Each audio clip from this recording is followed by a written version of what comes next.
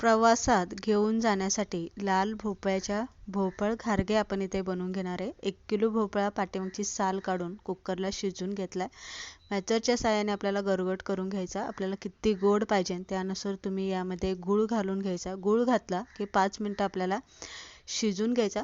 इथे आपल्याला आटवायचा अजिबात नाही, तर असा पातळच ठेवायचा आहे. त्यानंतर थंड झालं, विलायची पावडर, सुंठ पावडर, खसखस आपल्याला यामध्ये घालायची, जायफळ, थोडंसं चिमूटभर मीठ घालायचं आणि हे सगळं एकत्र करून घ्यायचं. त्यानंतर यामध्ये जेवढं गव्हाचं पीठ बसेल तेवढंच पीठ यामध्ये घालायचं. एक्स्ट्राचं पाणी अजिबात घालायचं नाही, तर त्यामध्येच आपल्याला गव्हाचं पीठ मळून घ्यायचं. 15-20 मिनिटं पीठ भिजायला ठेवायचं. त्यानंतर थोडंसं तेल लावून पीठ मळून घ्यायचं. एक चपाती लाटायची आणि वाटीने पुऱ्या कट करून घ्यायच्या. जेवढ्या पुऱ्या होईल तेवढ्या लगेच तळून घ्यायच्या.